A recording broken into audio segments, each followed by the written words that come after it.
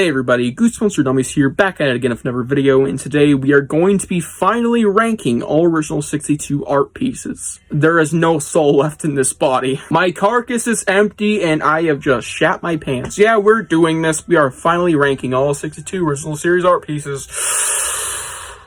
It's a mouthful, isn't it? Yeah, let me just make it clear, this is not an easy video to make, let alone, I don't really review art, as in, like, literal illustrations. So, just making it clear, I'm no art critic when it comes to visual still pieces of art. Not photography, drawn, illustrated, computer, or whatever art. All of that. I'm no art critic in that form. But, you know, I am a person with eyes, so I feel like I have the willpower and right to be able to rank this. And I want to make it abundantly clear, yeah, you're not going to agree with me. No one is, and that is absolutely fine, because art in this medium, this kind of art, taking it from the middle of the list here, is, well, probably the most subjective art form of all time, next to music. You will love it, maybe. You might hate a piece. Someone's gonna just absolutely disagree with you no matter what, especially on this. And it's just one of those mediums where no one can ever fully agree. Maybe on a movie, like, you find a group and you're like, oh yeah, everyone loves this movie in this group of 100, but with art like that, there's gonna be someone saying, I don't know, it's not big on me. And it usually comes down to, especially with Goosebumps, a lot of nostalgia, because these artworks are not unknown. Let me tell you. You show the naked eye, not like a huge Goosebumps fan, the artwork for the Haunted Mask, and go, that's the Haunted Mask, usually. Or same goes for Night of the Living Dummy. I mean, not if you go to Japan, they're gonna have different artwork there, obviously, but someone here in the States, so. Yeah, there's gonna be some varying opinions, no matter what. But they are very recognizable, and that might play a factor into my scoring. But I want to make it clear, no matter how popular the artwork is, no matter how good, how bad, in my opinion, or the most of the internet's opinion is, I'm being completely honest, and I'm only going off artwork.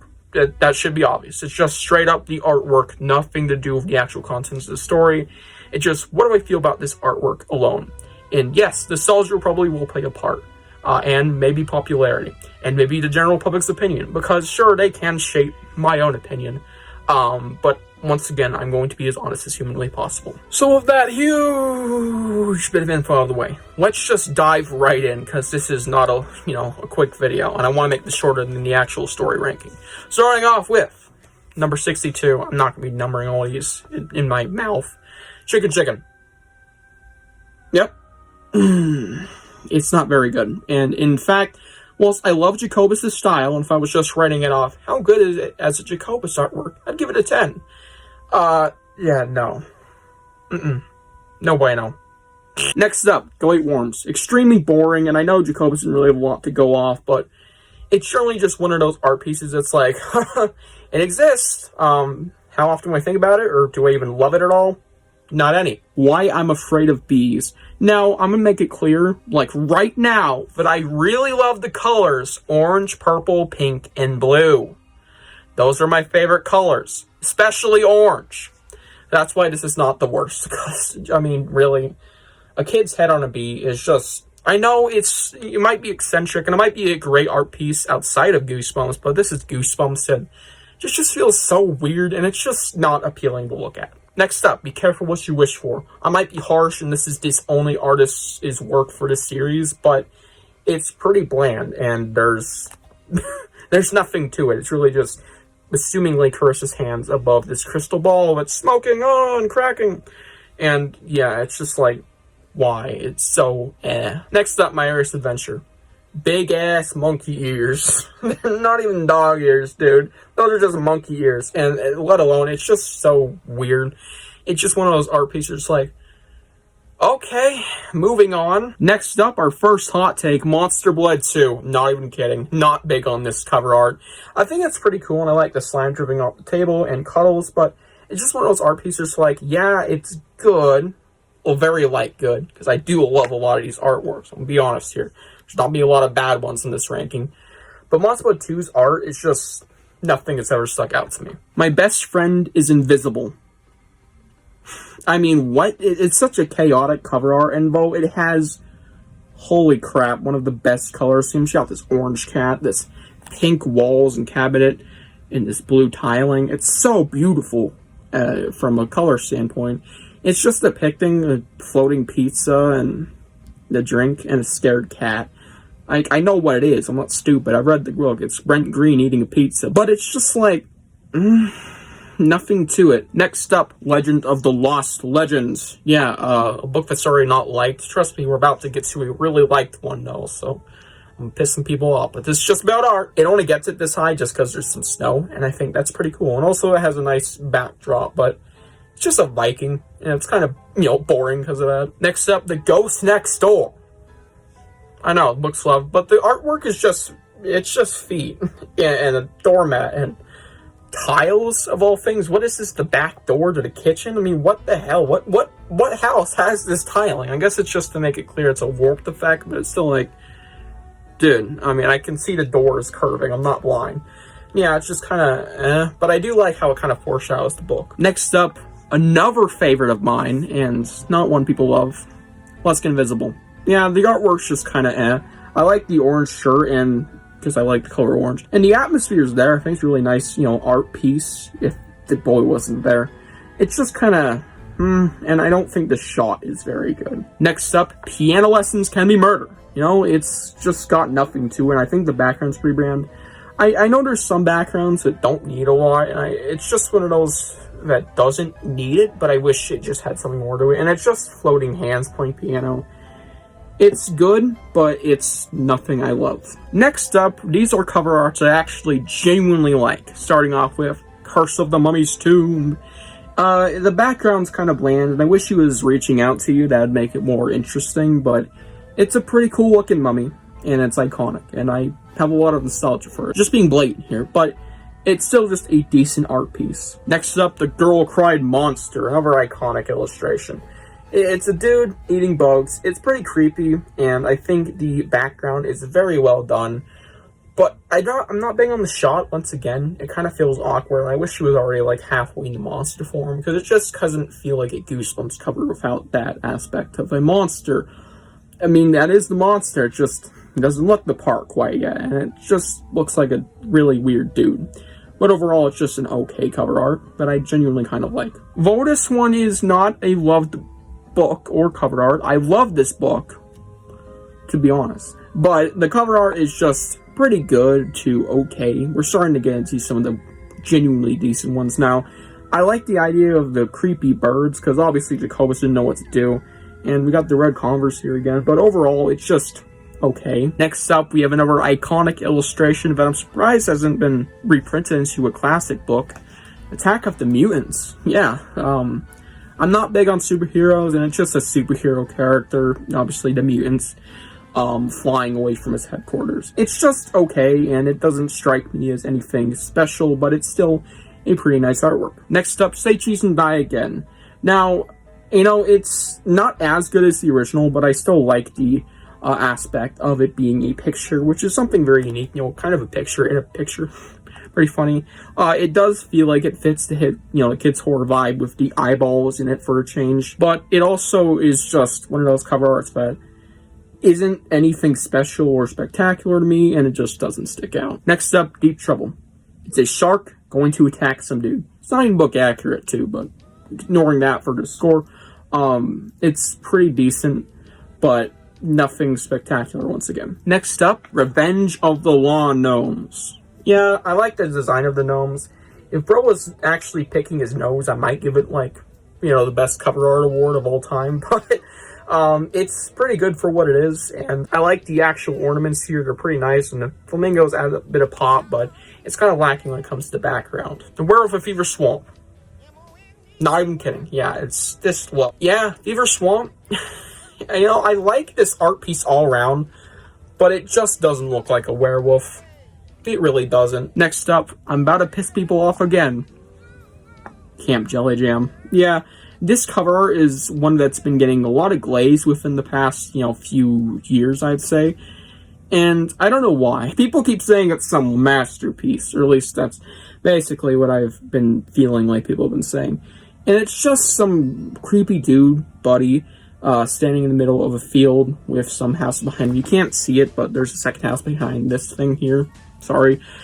It's just okay. The real thing that keeps it from being a very low part of this list, you know, is the background. Very beautiful, and I love the tall pines. Next up, the Abominable Snowman of Pasadena.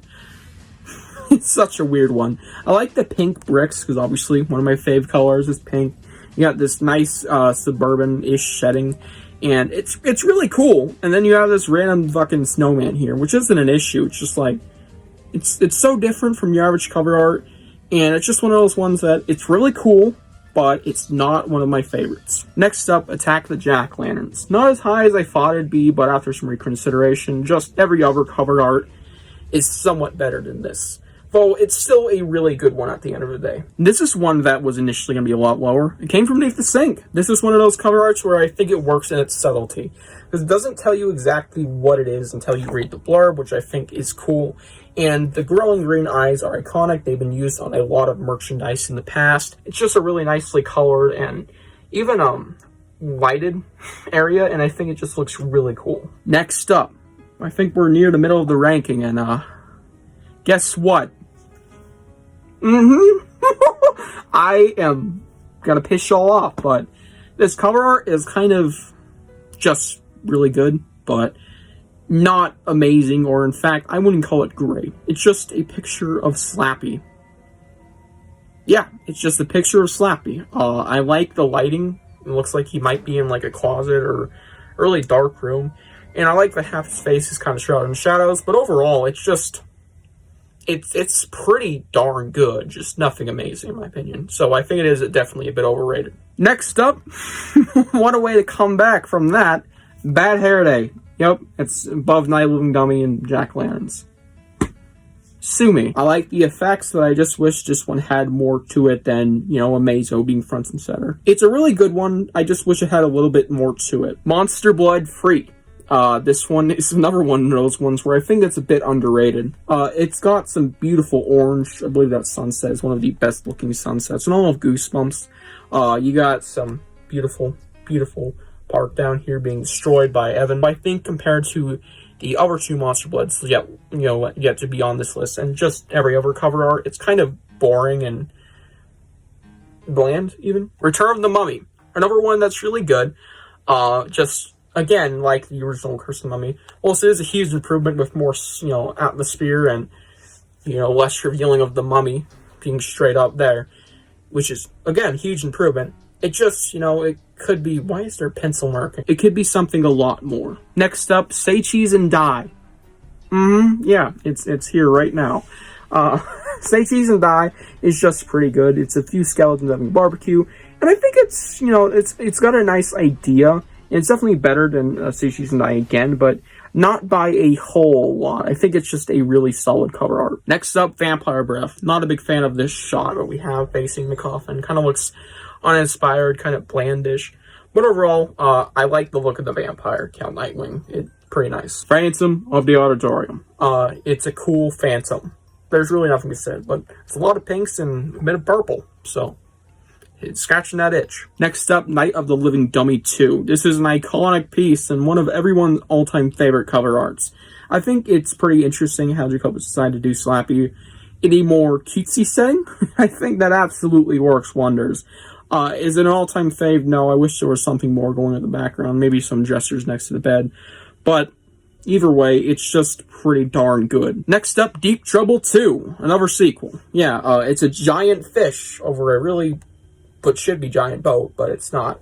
And it hints at the plot if you look closely enough at the cover. It just looks like a creepy goldfish until you look closely, and I think that is really cool. Next up, Ghost Camp. They're a bit too small on the cover, I feel, the ghosts in question.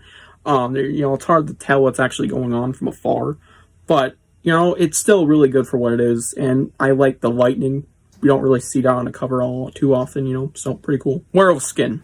Beautiful lighting, you know, it's got some nice orange, and we get this beautiful looking pile of werewolf skin, whatever you want to call it. Very nice. How I Got My Shrunken Head. Jacobus just doing absolutely anything he can to make a cover more interesting. And he succeeds. You get a bit of Mark's personality, even though I don't really feel like that's what Mark would be like. From just his wardrobe and his wall. And it's just a very nice, appealing cover art, mostly due to the color scheme. And I really like it. And now I feel like we're entering great territory. The Barking Ghost. The book is not it, but the cover art is really creepy with this disturbing-looking dog. I really love the added detail of these glowing red eyes, obviously hinting at something supernatural, not just a spooky dog. Next up, The Blob That Ate Everyone. This is one of my all-time favorite stories, but the cover, after consideration, it was going to be a lot higher. It is kind of bland everywhere else, and it just is a giant spooky blob monster eating a bunch of metal, which is pretty metal and cool, but not all-time fave. But still, at the end of the day, really, really cool. Night in Terror Tower, another extremely iconic artwork, and one of the, most rushed artworks just because of Jacobus' schedule being fucked in the butt. A Night in Terror Tower, though, like I said, holy crap, it's iconic, and it's really good. I really like this orange tiled and bricked color scheme, and you get this dude who's hunky, sexy, and is frankly really cool looking with that giant axe, which even has a nice gleam on the actual blade, so really cool. Next up, Stay Out of the Basement, which is one of the most subtle and one of the only covers not done by Jacobus in the original series. And like I said, really subtle. Look at that. It's coming out of the darkness, and I think it is just a really nice art piece, even if it wasn't attached to Goosebumps, of a creepy plant hand. And it's very mysterious, too, which definitely adds to its atmosphere. Next up, The Haunted Mask 2. Yeah, the original's better. But damn is the background sexy on this one. Very, very nice. Night of the Living Dummy Free. It's a dummy army. What more could you ask for? Well, also a creepy attic, I guess. Yeah, this is a perfect combination of really creepy and kind of goofy with these odd dummies just sitting there next to, or around, sorry. Slappy and is basically thrown right in almost center, which is the only thing kind of bugs me, is that it's not centered, but either way, very nice art piece. Sorry for your sirens. Next up, Don't Go to Sleep. Yeah, it's got a bit of everything. It's got a giant spooky monster. It's got some of my favorite colors, orange and blue, and then you have lightning. Just lightning in this pink sky. I wish there was a bit less going on, to be fair, but it's still like, this is beautiful. Very beautiful. Next up, probably my biggest hot take so far, Monsterwood 4. Yeah, I made it this high. No, it's not my favorite Monsterwood, the original is, but for cover art, I mean, even though that would be true for the story. Monsterwood 4 is just so pretty. I mean, excluding the lips, which is my only issue with it really is just the lips being there. So weird, and the lighting could be darker. This is a really nice art piece, and it actually plays a scene in the book, which is really cool. It's one of those few that actually directly come from the book. And yeah, it's just blatantly pretty. Come on. And it's very cool what Jacobus was able to do with the lack of description yet. Next up, I don't know how high it is on the list, but I have a feeling it somehow made top 20. And I want to make it clear, it's not biasy, it's just this cover art is really pretty. Egg Monsters from Mars. This big orange dude. Come on. And let alone nostalgia, this was the first cover art I ever laid eyes upon. But also, to be fair, Egg Monsters from Mars is just super cool with its perspective, with making this look bigger than it actually is. The egg dripping, it's just so beautiful. And the warped effect going back here, it's just so pretty. And it's one of those few cover arts that really resonated with me. Next up, the fan favorite, the all-time most favorite cover art, just Goosebumps.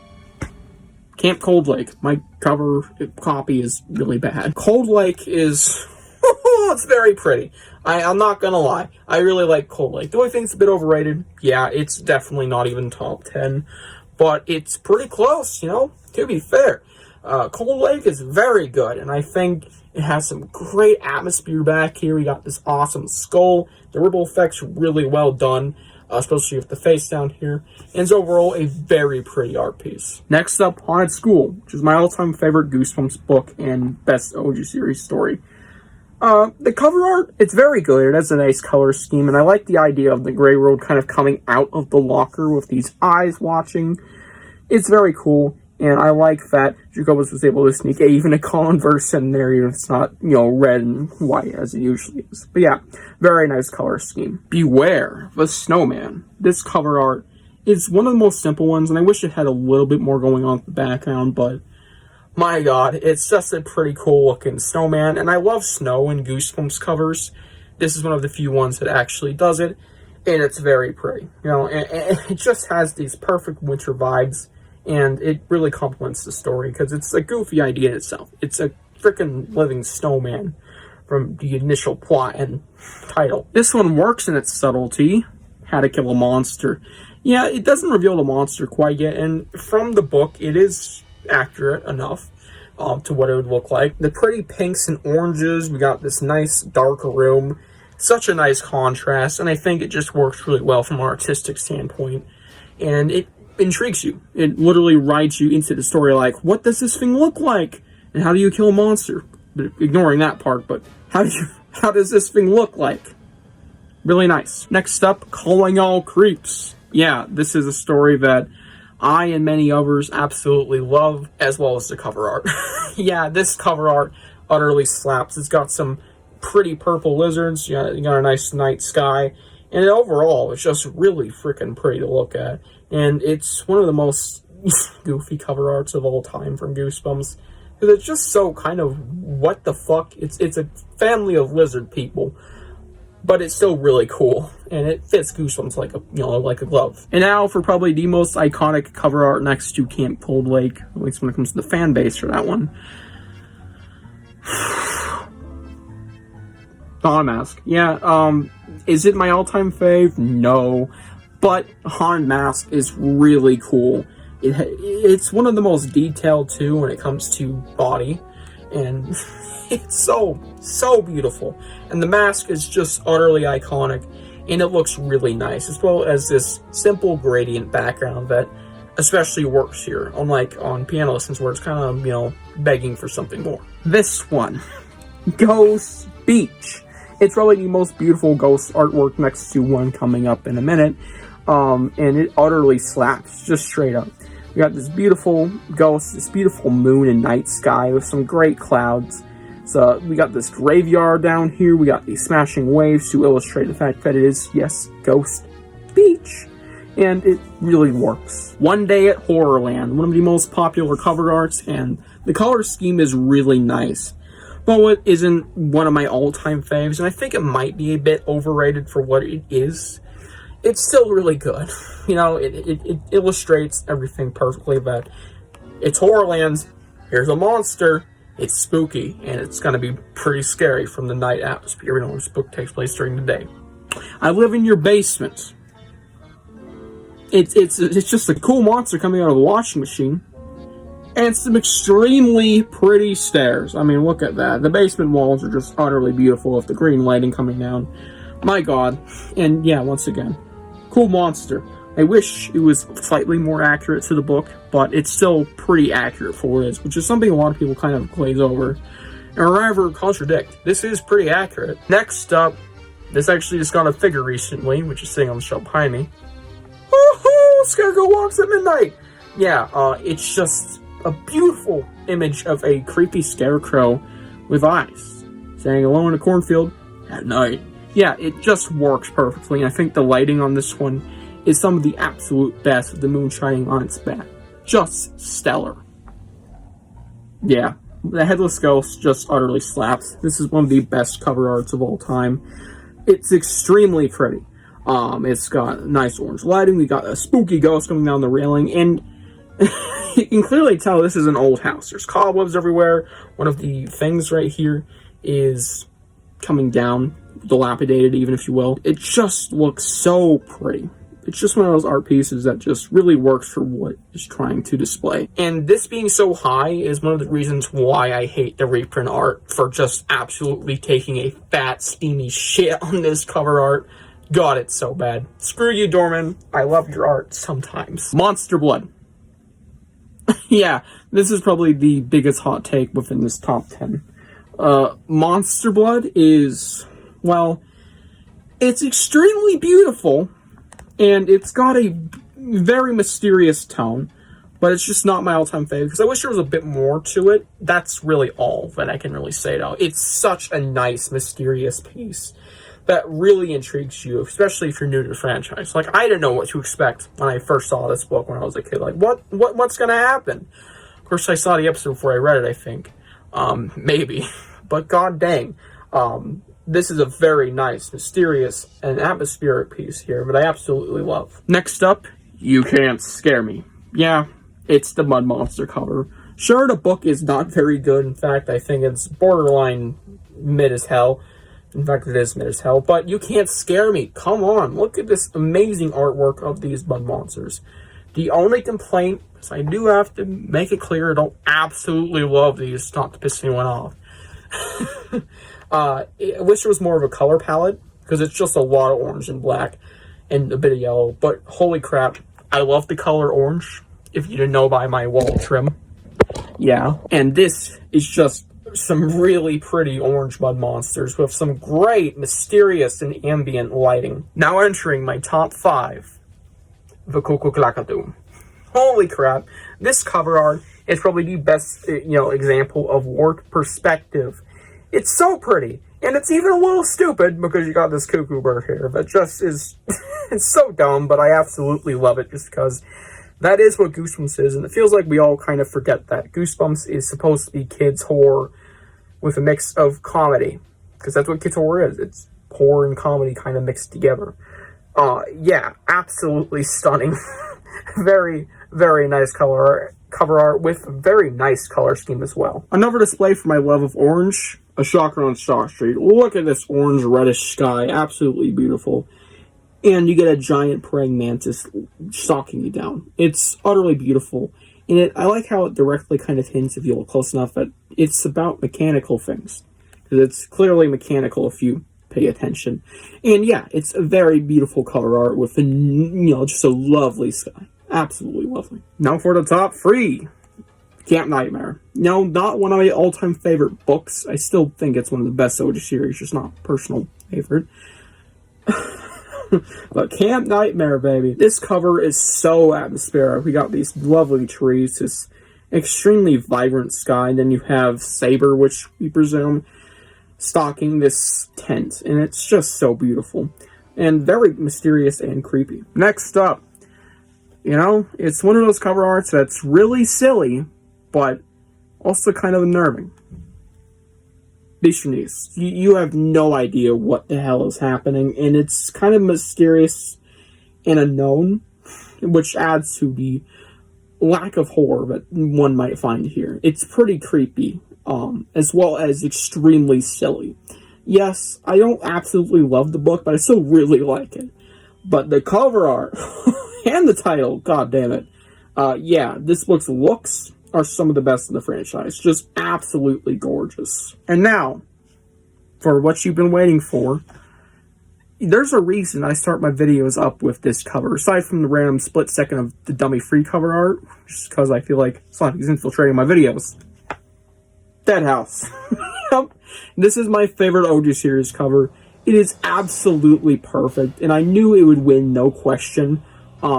It just sets the tone. It feels like it's welcoming you to the series. I mean, the first word of the first title of the series is welcome. It's welcoming you to Dead House.